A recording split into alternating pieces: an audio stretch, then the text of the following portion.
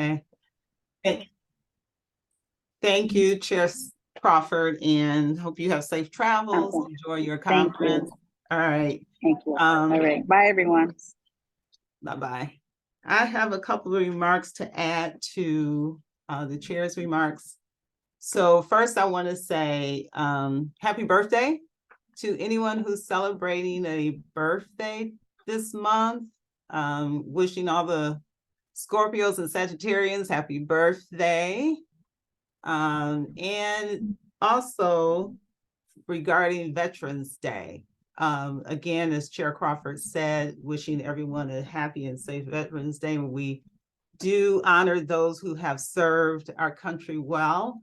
We will be having a speaker later on in the agenda regarding that. So there's also a flag raising.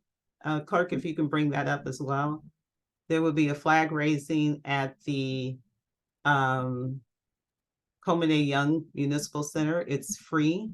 It will be honoring, the veterans and guests. So the information is right there on your screen.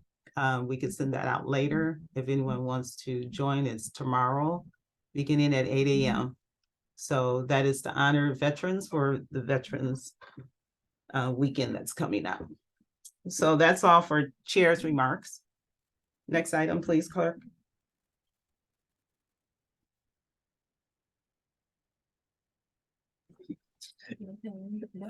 So we don't have a quorum, so we're going to move to item D, Wayne County Commission update. Correct. Hello, thank you, Madam Vice Chair. So I have a couple things. A few weeks ago, Chair Crawford and I attended a Black Women's Health Summit in Detroit, and I cannot recall the organization that put it on. It's like SEMQ or something like that. I'm sorry, I don't have it on my notes in front of me, but it was a really great summit. It was well attended, got lots of information on the maternal health, the maternal mortality crisis here in Michigan and across the country. So I will be working on that in my subcommittee. And my subcommittee and I did meet. There's only 2 of us so far. So if anyone else wants to join in, please let me know. Another update is on the Wayne County ARPA funds. We did approve the $13.4 million to go to Wayne RESA, which is the school district organization that funds our school district.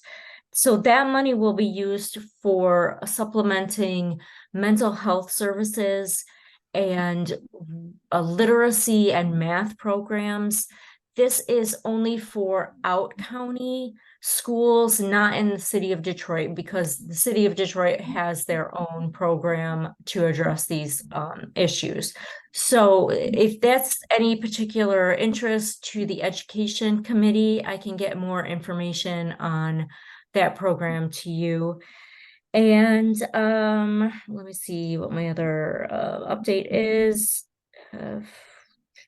We approved a grant of $168,000 for sexual assault victims right grant, which will fund 1 sexual assault victim advocate and 1 clerical specialist for the Wayne County Sexual Assault Kit Task Force to support the prosecutor's work in untested rape kits. And I'm sure all of you know about the great work that our prosecutor Kim Worthy is doing on those issues. So that's my Wayne County Commission update. Vice Chair Douglas, did you want me to speak on the possible project that we're doing for the Samaritas Center now, or do we want to hold that? No, you can go right ahead. Later. Okay. No. So Chair Crawford has tasked me with putting together a service project for our the one family housing shelter that we have in Wayne County. So this is a shelter where families can stay together, and it's primarily single moms. There are dads and moms and dads that stay together, but the majority of it is single moms with children. It's called Samaritas Family Center. It's in Westland, off of Michigan Avenue, and they we reached out to them to do an event, come in and help some of the women that are staying there. We're going to do it in December.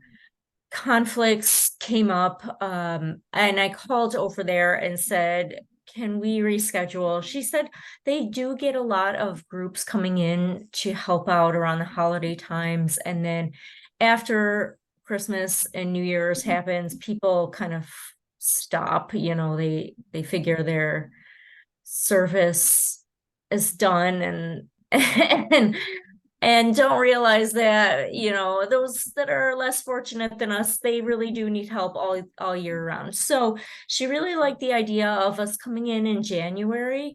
We're looking at January 18th or the 21st to come in the evening. So they're both Thursdays, 6:30 to 8:30. We're thinking about doing like a self-care, pampering, kind of like boosting their morale. Everyone gets those post-holiday blues. January is just like a blah month. So I'm looking for sponsors. We cannot ask for donations as the Wayne County Women's Commission. So I'm out here looking for organizations or businesses that would want to be a sponsor that could provide items such as maybe like some nice hair products, some nice lotions, nail stuff, anything that, like us ladies like to do to pamper ourselves. And we can make up some goodie bags for them. We'll set it all out on the tables. They can go through, pick out whatever they want. And also Tamika, the woman who runs the shelter, she really suggested that we do an activity with them, and she said that vision boards are really great for them to kind of sit down. We can sit with them, chat with the women, and put together some vision boards on what their goals are and how they can kind of get their lives back on track. So I'm putting together like a proposal of goals and how we can get this all together. So this is all just starting. I'm going to get it all in writing, send it out to everyone. And if anyone wants to help out with these efforts, let me know. I would also really love to partner up with the housing committee. I'm not sure who's in charge of that, but I think that this would be a wonderful opportunity for us to do a resolution or something to advocate. I don't know if I can say the word advocate, Felicia, or whoever is on here legally, but we need to ask or push for some more funding for more shelters in the state. Every single shelter in our state has a waiting list. There are people who need emergency shelter, housing, and it's really bad. I don't need to tell you guys the situation, but so that's it. I'll leave it at that. And questions? I see Gator. I see. Madam Chair or Vice Chair, do you want to call on people? Yeah, clerk, can you recognize Gator? Member Gator, please. Member Gator. Thank you. Through the Vice Chair to Commissioner Dobbs, first and foremost, thank you so much to you and the rest of the commission for doing the work around increasing funds for mental health care access to K through 12 students, again, outside of Detroit. I was wondering if you could also send that information to me so Yes. I can share the good word among Dearborn Heights residents. Definitely. Thank you. And That a point concludes of, my- just a point of clarification, we are asking for partnerships and not sponsors. So just to be clear on that, okay? For this particular segment for DAB that you're talking about. Okay? Just a point of clarification, partnerships. Is that what it is? Yeah, but we'll talk about that some more as we. Okay, come maybe I'm closer. mixed up because I thought Felicia told me sponsors. Okay, we'll get the language clear. Yeah, we'll get it Sure. straight. Okay, Okay. but thank you for that report. I gotta go back Um, and check my notes. yeah. Thank you for that report. Anyone have any Yeah. questions? Next item, clerk, please. For the record, Member Lugman entered at 12:14, and we now have a quorum, so we will move to item B, approval of the September 14th and October 12th, 2023 meeting minutes. Thank you. Has everybody had an opportunity to review those meeting notes? Member Gator. Thank you. Through the chair, just wanted to put forth a motion to approve the last meeting notes as presented. Okay, there's been a motion to approve September 14th and October 12th meeting minutes. Is there a second? Member Morrow seconds. Thank you. It's been moved and second. Any discussion? Hearing none, all in favor? Aye. Aye. Aye. Any opposed? Any nays? Any abstentions? Motion carries. Thank you. Next item, clerk. We're moving to item E, unfinished business. There is none listed. Moving to item F, number 1, committee reports.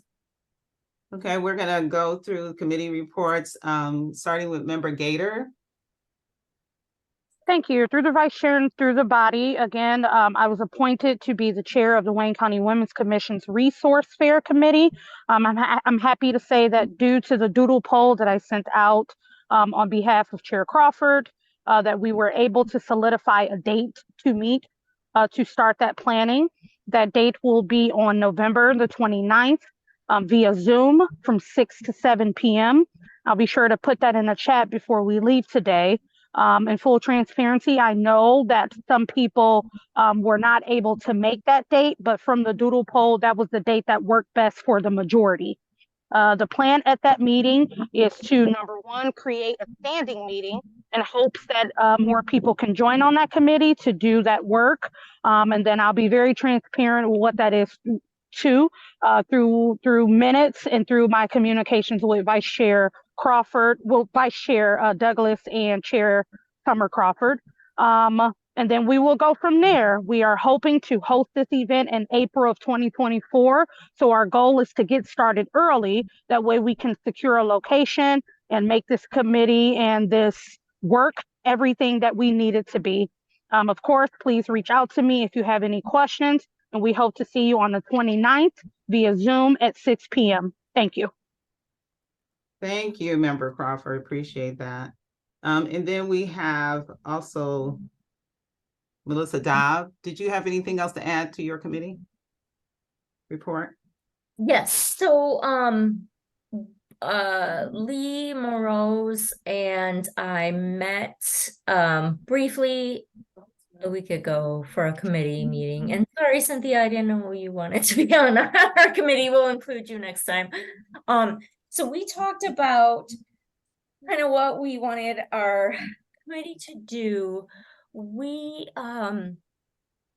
really want to look at any sort of pending legislation in the state, probably mostly in the state, but also in the federal government, and make the members of the Wayne County Commission aware of what bills that they're proposing, and send out informational memos on those bills and what the status is. And so you all can take that information, do with it what you will. I can't tell you what to do with it legally, But if you want to do anything, go ahead. But yeah, so that's going to be one of the things, one of our goals in the the maternal health subcommittee. So we're going to be keeping an eye on bills that may affect the maternal mortality rate and see what the state's up to in changing and getting those rates down.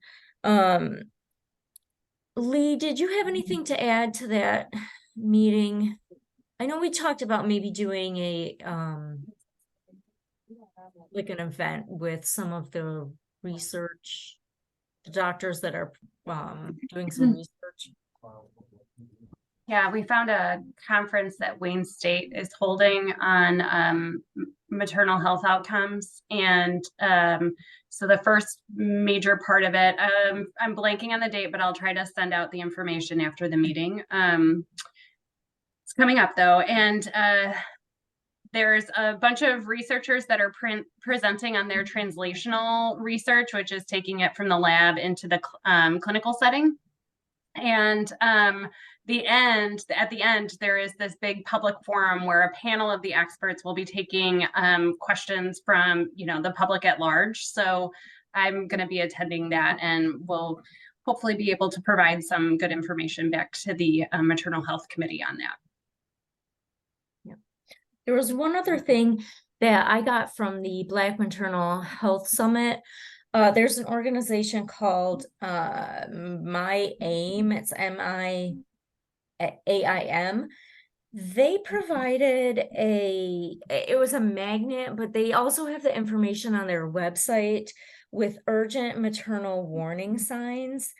You can download the PDFs, and I thought it was a really great resource for women who are pregnant or had just given birth to know, like, what happens to your body during a pregnancy or after birth that is not normal, and when you need to seek medical attention, and even to be able to take it with you to your doctor's appointment or to a hospital and say, look, this reputable organization says that this is not normal and I need you to do something about it.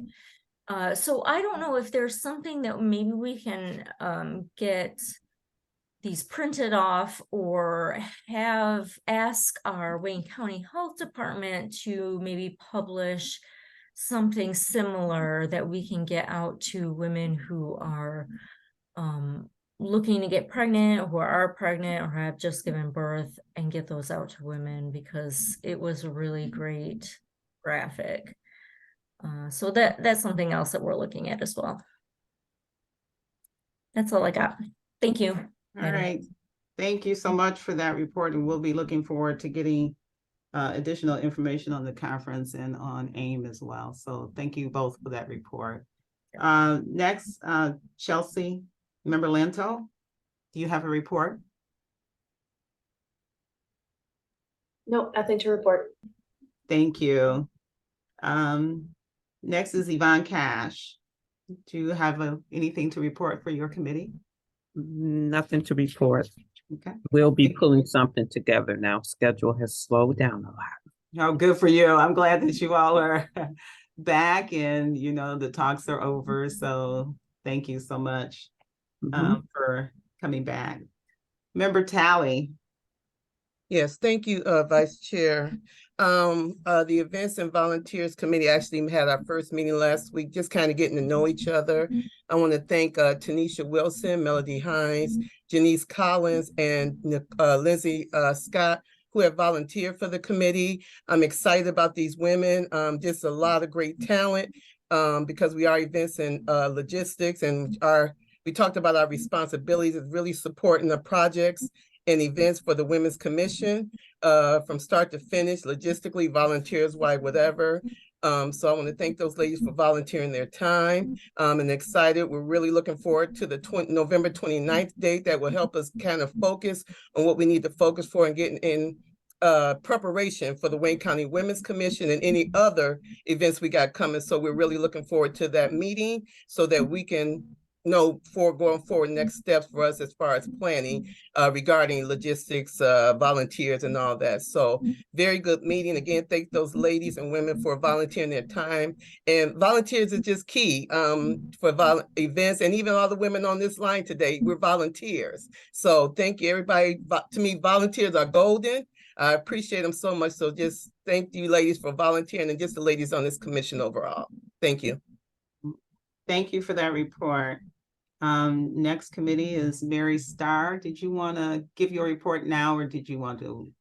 Just real quickly, I unfortunately, our meeting, due to my circumstances, our meeting on the 30th had to be rescheduled.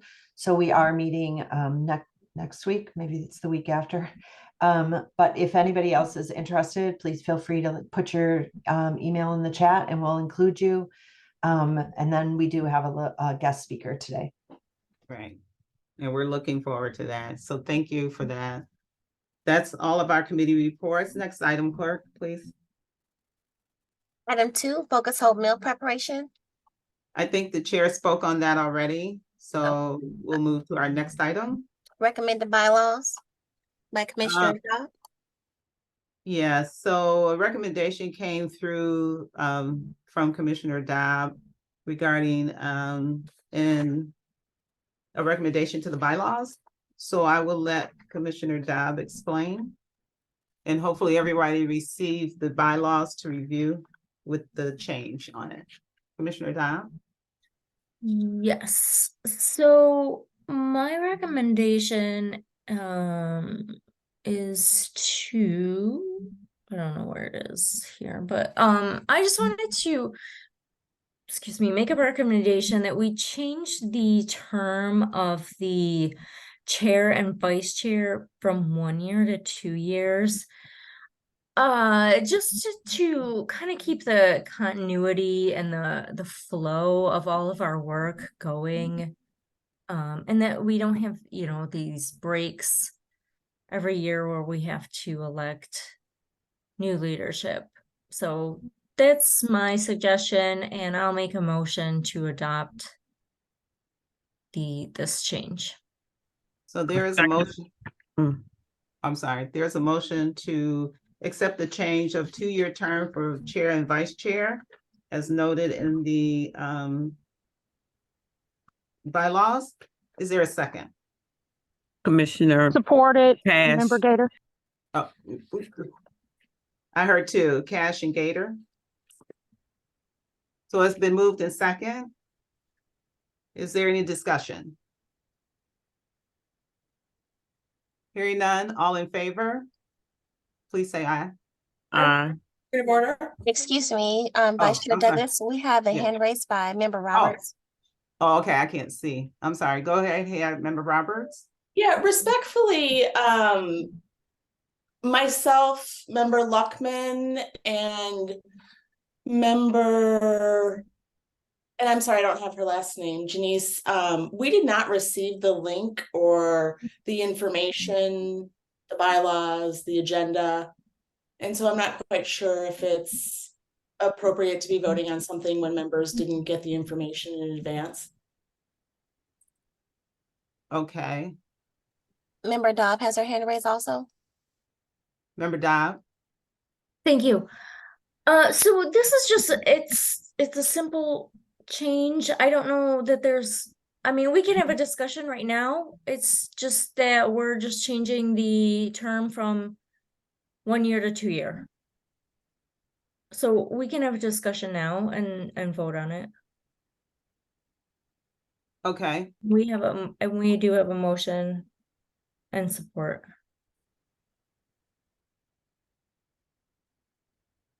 Okay, yes, so there is a motion on the floor. There is that change, which is just changing it from 1 year to 2 years as explained by Member Dobb.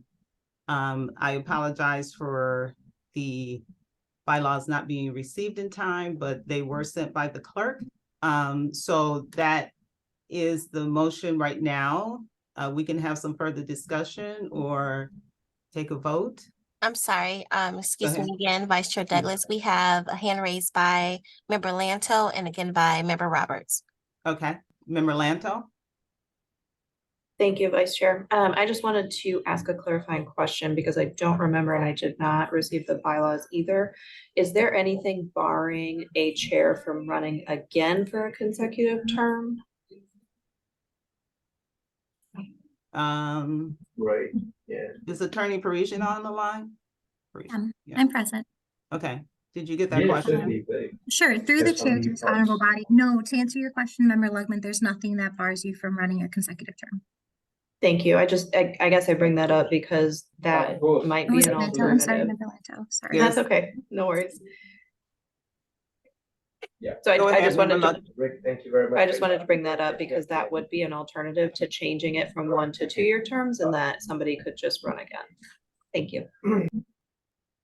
Okay, thank you, Member Lanto. Thank you, Attorney Parisian. Member Roberts? Thank you so much.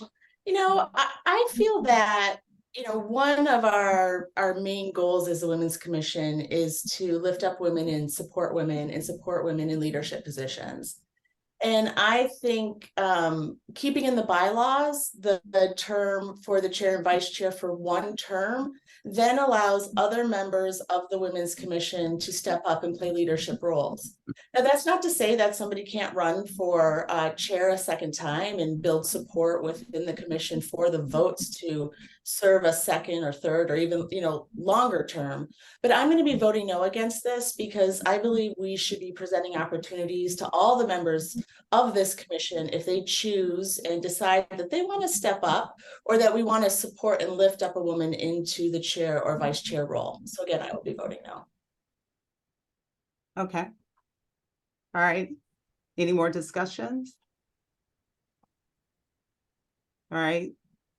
Hearing no more discussion, there's a motion on the floor to approve the change of 1-year term to 2-year terms for the chair and vice chair. All in favor? Say aye. Aye. Aye. Aye. Nay. Aye. Any noes? No. No, Oh, I can't. No. Clerk, okay, Can we clerk, do a can you, roll call Have a vote? record roll call vote. can we have a roll call vote, please? Thank you. Sure. Thank you. Member Tally, What is the motion again? I'm sorry. the motion, I'm sorry, the motion is to approve the bylaws with the recommended update for chairs to run for 2 years. To extend it for another additional year, correct? Yes. Yes, I vote yes.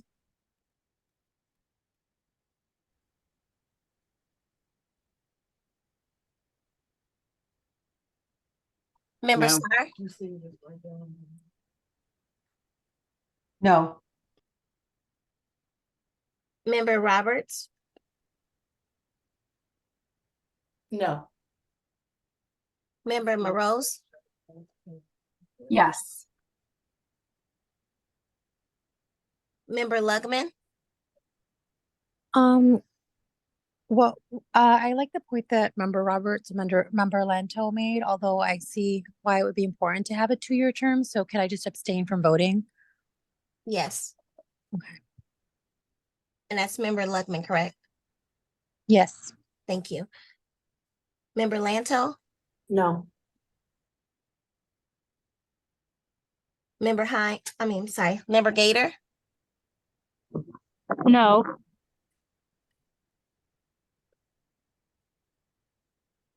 Member Dog, Yes. Member Cash, Yes. Vice Chair Douglas, Yes.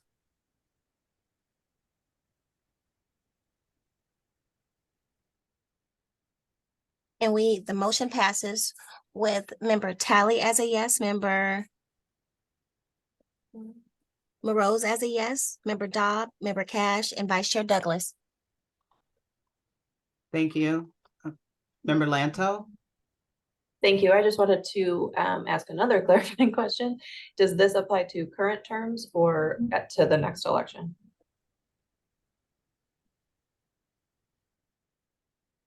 Member Parisian, I mean, Attorney Attorney Parisian. Parisian. Afternoon, it would be applying to the effective immediately. So when the bylaws are adopted and this is moved forward, it would be effective immediately. And also, can I just ask for a point of clarification? Can we identify who Ms. Collins is? Is that a member of the commission? She Collins? indicates she did not vote, so Oh, it is an Janice. individual who, yeah. Oh, Oh, my, that- Janice Collins, my apologies. Member Collins? No. No.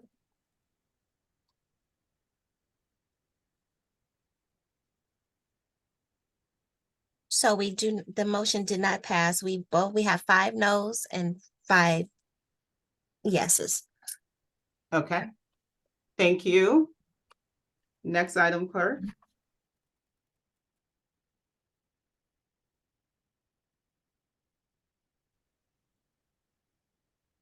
Madam Clerk, next item. Just one moment, please. Oh, sorry.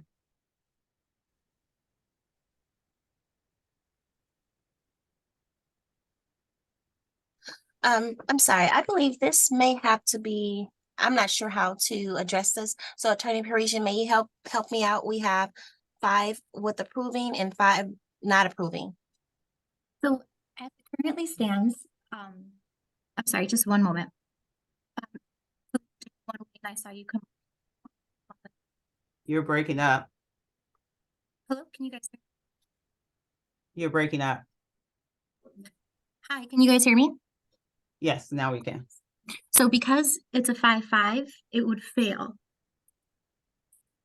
The motion would fail. Okay.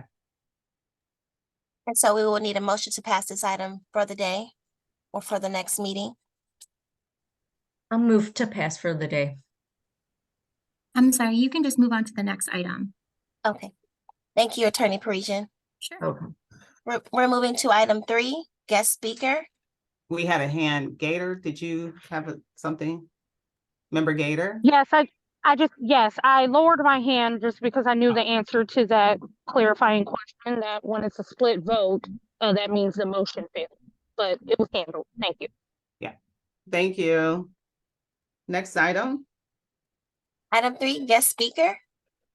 Okay. First guest speaker is Tanya Gray, Sergeant First Class of the Army National Guard, honoring women's veterans. Okay. I'm not sure if Sergeant Gray is on the line. If she is, can you please acknowledge? And if not, we're going to move to our next guest speaker. I don't see that she is on the call. Moving on to item 3B, Dr. Leah Van Bell, Executive Director of 313 Reads, introduced by Mary Starr. Yes, I'm going to turn this over to Member Starr. Awesome, thank you. I am so delighted to bring to our commission Dr. Van Bell, who's been a friend of mine for a lot of years. And her work with 313 Reads touches kids all across 313 in Detroit, and by extension, their families, their parents. And as Member Robert said just a little earlier, we're all about lifting up smart, powerful women. And Dr. Van Bell is definitely one of those. So I'm so thrilled that she is here to share with her the work of her nonprofit so that we can learn a little bit more, and you all can make decisions about whether you would like to be involved or not. Leah's asking if she can share her screen. Is that possible that the host can help us to do that? Madam Clerk? Sure. Thank you. I appreciate it very much. Thank you so much, Dr. Starr. I appreciate it. So really grateful to be here with everyone. I will also put in the chat a link to the deck that I'm sharing in case you prefer to look that way. So grateful to connect with you a little bit about 313 Reads. And I apologize, my computer is not working on presentation mode, so thanks for the grace to do it this way. We'll make it work. So 313 Reads, we are a collective impact coalition. So we're not a 501c3. What we are is a group of more than 70 nonprofits, funders, agencies coming together around literacy, access, equity, and justice in Detroit. So these are some of our partners. So some of those logos probably look very familiar to you. And the reason that we all come together is we recognize that families and schools are working really hard to support literacy in our community. And we want to make sure that those who are serving our children and families with literacy, that they have access to what they need, right? So do they have the training, the tools, the resources to do the incredible work that they're doing? So that's why we exist as a coalition. And, you know, we talk a lot about third grade reading in the literacy landscape. And sometimes people ask me, why are we talking about third grade reading? I just want to lift up really quickly, like, here are the reasons. Third grade reading actually really strongly predicts all of these things. So by grade 3, it's predicting academic success and graduation. If our babies are going to graduate, go on to get post-secondary education and training, it's predicting career success, finances, economic mobility, all these things.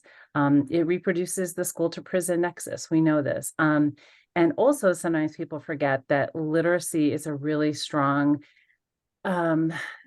predictor of health outcomes and life expectancy. And that's because if we have low literacy, it's really hard to navigate healthcare, especially when there are health issues, mental or physical, and navigating those. So just want to lift up, you know, we see literacy as a civil right, a human right, and a tool for liberation because it's so deeply connected to all of these things.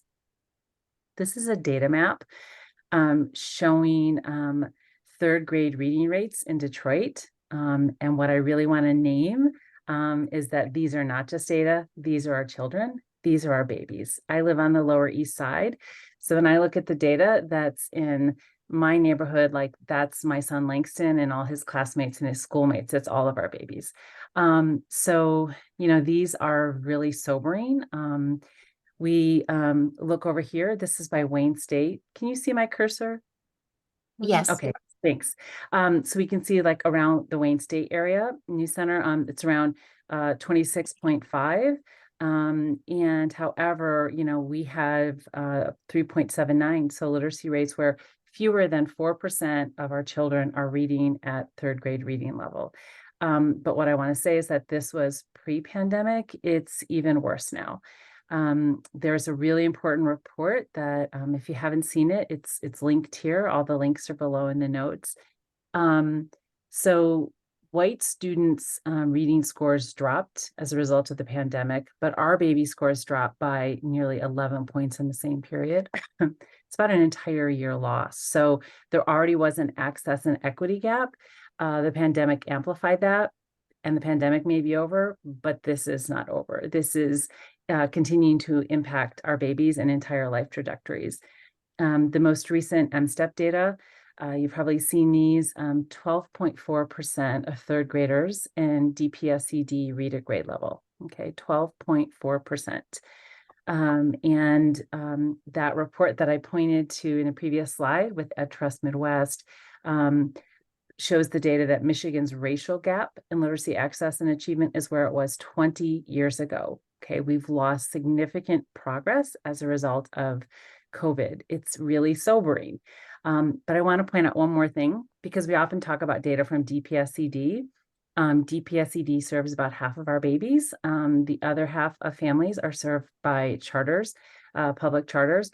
And want to point out that, you know, and this is a poster from 482 Forward had a literacy conference this past weekend, so folks may have been there, but we have some public charters that have, again, proficiency as low as 4.1% in some of the schools. And again, they're not just data, these are our children. That's my son Langston in the photo. These are faces that go with these data. We want to keep centering that. And so what do we do about that, right? It's terrifying, it's sobering, it's a call to action.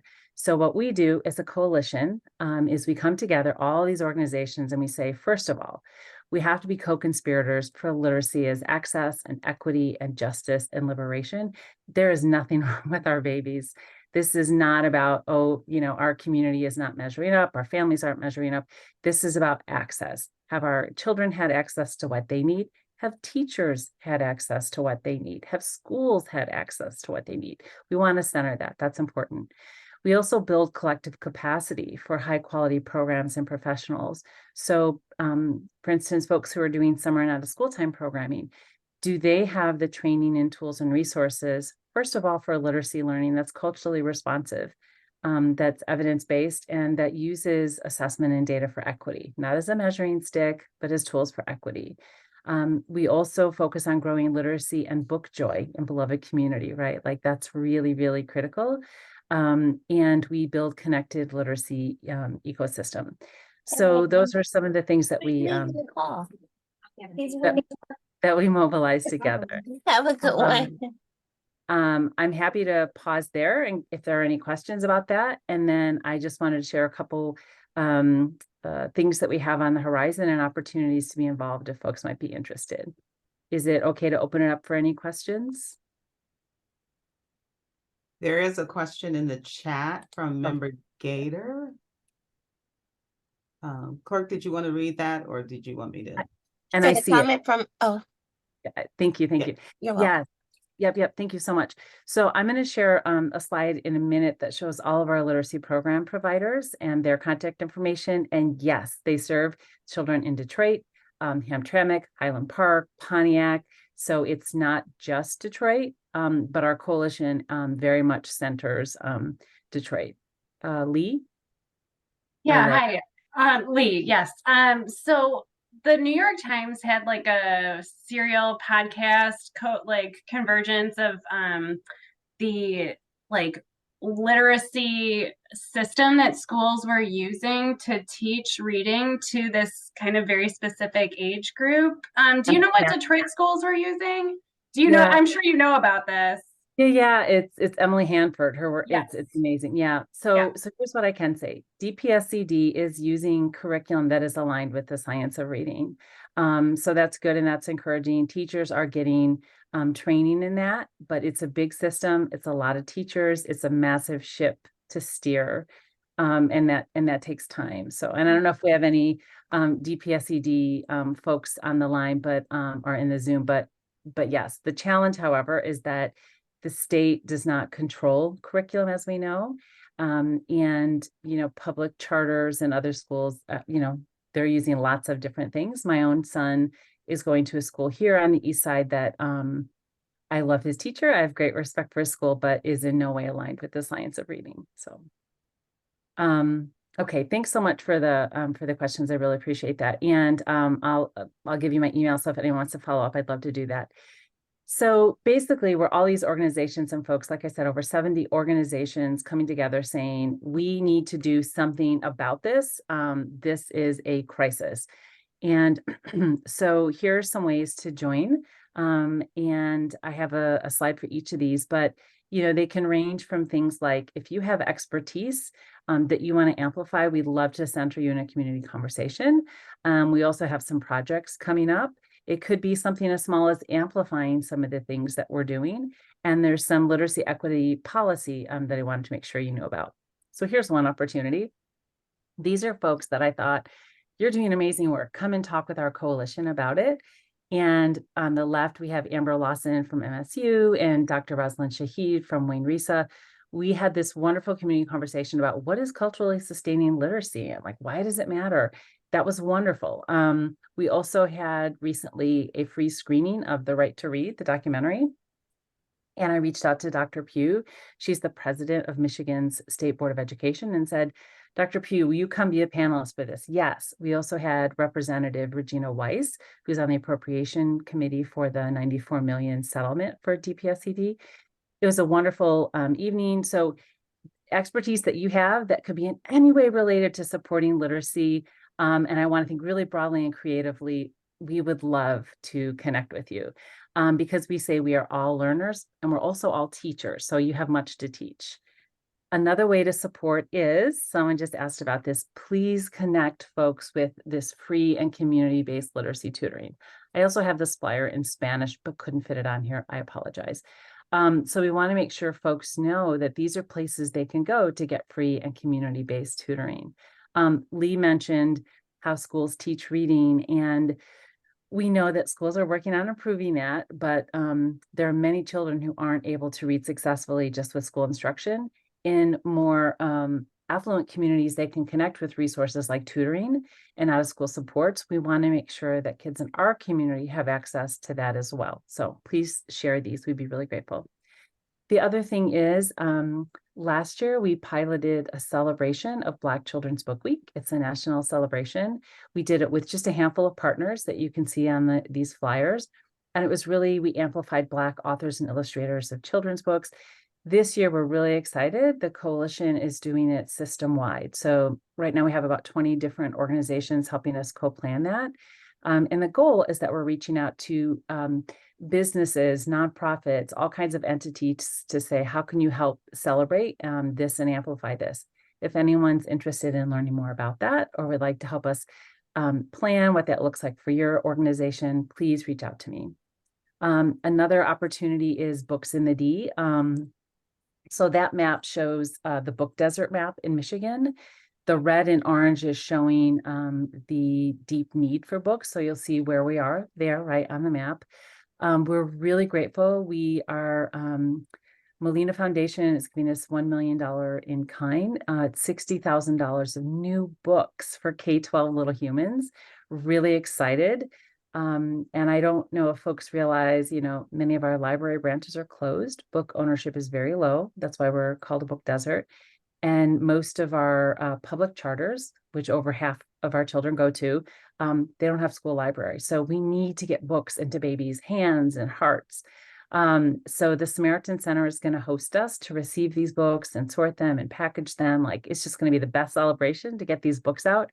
If anyone is interested, like, please reach out. We'd love to have your organization be a part of getting these books out to schools and families. Another opportunity is if you could just amplify literacy essentials. Literacy essentials are being used across the state for high quality reading instruction. It's not a program, it's like a set of instructional skills or tools.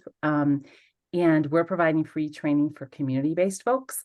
So amplify that. If there's someone you know who does tutoring of any kind, this is free. It's open to everyone. Like, come and learn about research-based and culturally relevant ways to support literacy. And then the last thing that would be a wonderful way to support literacy is the Literacy for All bills. So if you don't know about these, it's a package of 3 bills. They're there.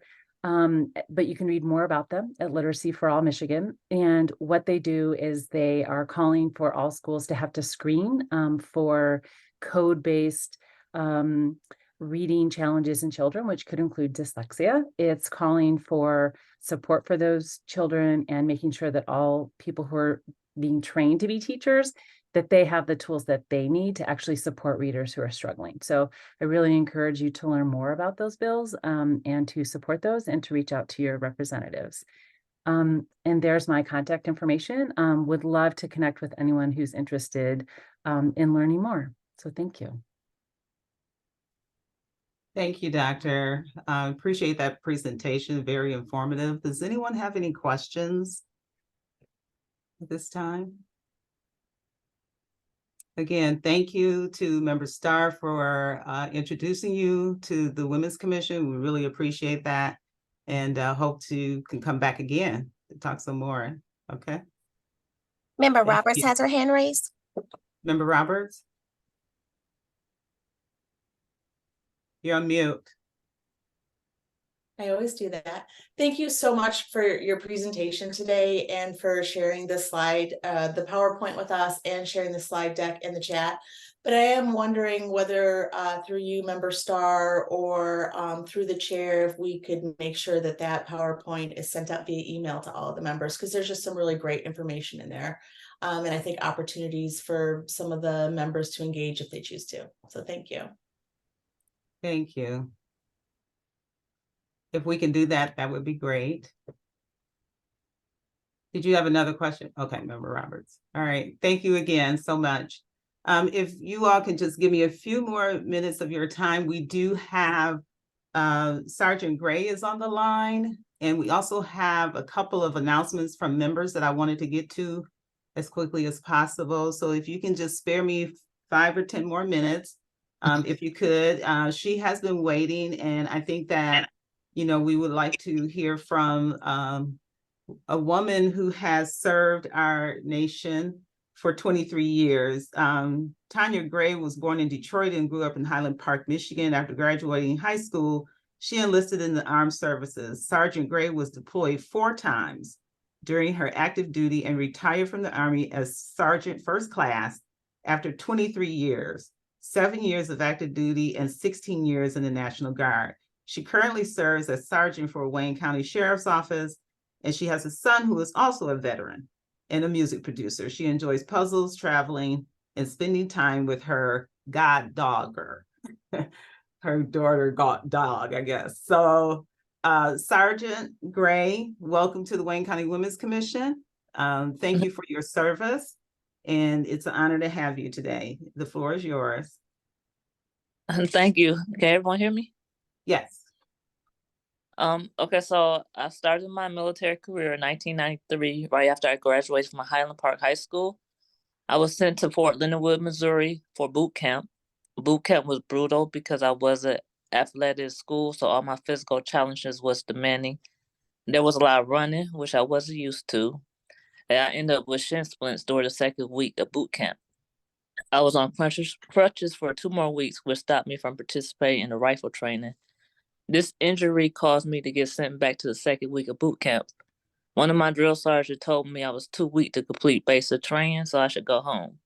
That motivated me to keep trying because I really wanted to quit badly, but I could not. My class was the last female class to undergo basic training, separate from the males. In 1994, men and women started going through basic training together, first at Fort Leonard Wood, Missouri. My first active duty station was in Germany in 1994. I spent 2 years in Germany. My job was transportation. Going to the military as an 18-year-old female was scary. I was in a male-centered job, so I had to adjust to being around males constantly. We drove 915 tractor trailers all over Germany. Our mission was to transport trailers full of mail for Frankfurt, Germany, and take it to different bases all over Germany. The first reaction I would get when people saw a female driving tractor trailers was jokes like, "Get out of the way, it's a woman driving." If I had a male partner, they would always talk to them first. It made me feel like I wasn't there. Since he is a male, he knew more about his job than I did. But we got the same training. It was frustrating at first, but I got used to it. In 1995, I became pregnant with my son. It was towards the end of my tour of Germany. My son was born in Germany, in the military hospital. It was hard being a single parent in the military. Trying to get a family care plan together was not complicated for me, but it was when I had to put that family care plan in action and leave my child for several months. From there, I was stationed at Fort Hood, Texas, and 6 months after I arrived at Fort Hood, I was deployed to Bosnia. That was the first time I really saw the aftermath of a war. It was devastating. There were so many blown out towns that we had to ride through to complete our missions. Every day, all I saw was war-torn towns. It was scary for me because I was young. It was my first time seeing how destructive war was and how it affected people. After we came back home, my 4-year contract came to an end. During my out processing, I told him I did not want to leave the military, but I wanted to be with my son. So the recruiter suggested I join the National Guard. He said that I would be able to stay home and still serve in the military. He said the National Guard only handles issues at home in the States. So I was like, yeah, sign me up. That was good. That was in 1997. In 2003, I was deployed to Iraq. Being in the Army National Guard was a different experience for active duty. I ended up at Howell, Michigan as the only Black female sergeant in a town known for discrimination and racism. I felt like I was alone. There was no one there that I really could relate to. Coming from the active duty side, we was always trained mission first. So I let a lot of stuff roll off my shoulders. I watched a lot of people get promoted over me. It was unfair because I was better qualified and in better shape than most of the people who would get promoted. So it came to a point where I just could not let stuff go anymore. I had to call the IG and formally make a complaint about getting passed over for sergeant. In 2003, I was promoted to sergeant. It was on a plane going to Iraq. My first experience in Iraq was way scarier than when I enlisted in the military. I was still a truck driver. I still drove 915 tractor trailers, but this time we had people try to blow up our convoys. It was about 5 females in my platoon. The rest was guys. Again, you have to get used to being around males. We all ate together. We slept together. Slept in the same tents. And we was a family, so it was fun, but not the part, about getting blown up. That part was fun. In 2009, I was back in Iraq, and this time I was part of the security forces, and we dealt with the detainees. As the sergeant in a leadership role, I had to let the guys know that I was in charge, not them. One time I had to pull a soldier out of a class while we was on break and yell at him because of how disrespectful he was towards me in class. My next deployment was in Kuwait in 2012. Our mission was to help redeploy equipment that was left in Iraq. I was a convoy commander, which means I was in charge of convoys going in and out of Iraq. I again had another disrespectful soldier in my convoy who did not want to hear anything I had to say, even though I was in charge. Again, I had to pull him to the side and let him know that if he had a problem with me being in charge, that he needed to if he couldn't handle that, he needed to leave my convoy. So throughout my career, people have challenged me. I have had disrespectful situations, but sometimes you just gotta let that go, and sometimes you gotta take care of it right then and there. Even when I became a sergeant first class, I had a company commander who did not respect me. He came from an infantry unit, so either he wasn't used to being around females or he did not like me. At this point, I had 23 years of service, so it was time to go anyway. Although I went through many different experiences, I would not change anything about my military career. I really enjoyed it. That's Wow. it. Well, anybody have any questions for Sergeant Gray? No. Well, we just like to say thank you for your service, and thank you for sharing your story with us. And I'm sure it had a lot of us thinking, wow, what you had to go through in your bravery. So again, thank you for your service and thank you for sharing. Thank you. All right. Have a great day. Chair.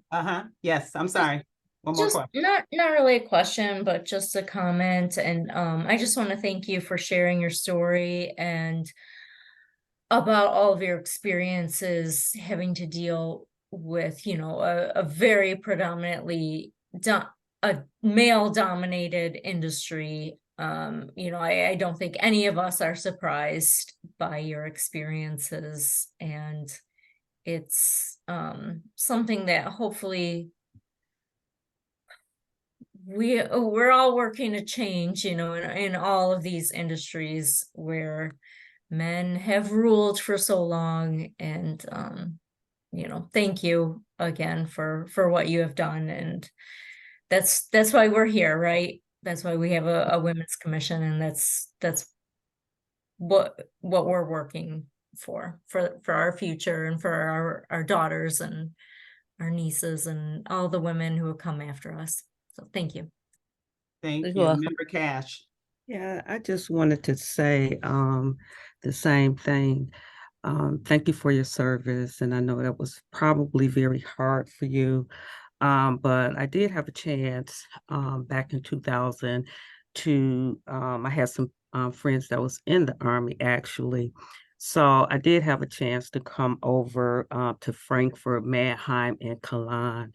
I really enjoyed it over there, really enjoyed learning what they do, and had a chance to actually stay with them over there. So again, thank you for your service, because I know a lot of us, as far as not really being in the military, we really don't understand the impact that going into some of the wars back then have, because I do have some friends that do have PTSD because they did serve over in Kuwait and Iraq.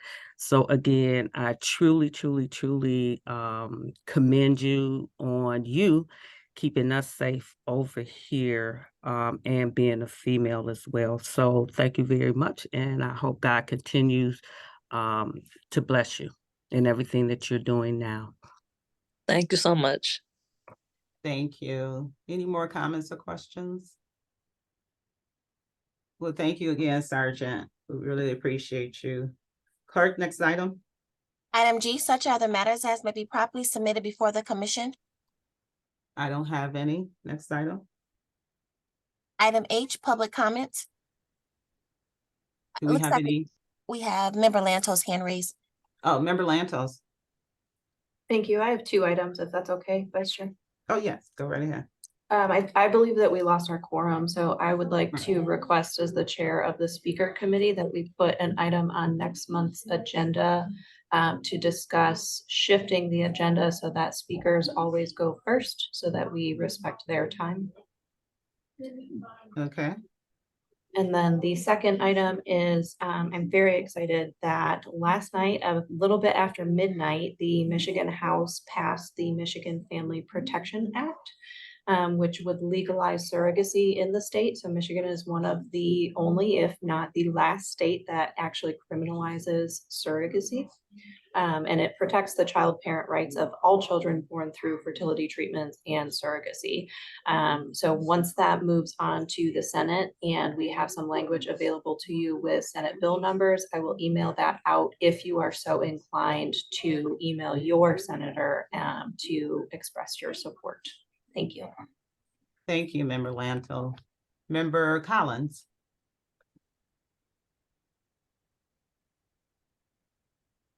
You're on mute. Hello, can you hear me? Oh, sorry. All right. Hi, everyone. Thank you for your time. I'm going to make it quick and I will put information in the chat. But the Grandmont Community Association is hosting a hat and glove drive next Saturday, November 18th from 10 a.m. to 2 p.m. In our community at Long Acre and Ray Monnier Street near Grand River and Southfield. We are collecting hat and glove donations for Edison Elementary, which is our neighborhood school. And so we've done this for about 6 years, and we usually collect 350 hats, 350 gloves, and pants and other things that people drop off. Would love for anyone to donate or volunteer their time. Or just come out. It's a drive up, walk up. Would love any sort of support. So thank you very much for your time. Thank you, Member Collins. Any more comments? Any public comments? Anyone from the public like to make comments? Do we have anything, Clerk? No, there were no emails received and I don't see any more participants in the chat. Thank you. Well, this is the time we vote to adjourn, but since we don't have a quorum, we have to stay on the call until we get a quorum back. But anyway. That was really cute. Okay, meeting's adjourned and have a great rest of the day. Have a great Thanksgiving. Be safe. And we'll see you next time. Thank you so much. Bye. Bye-bye.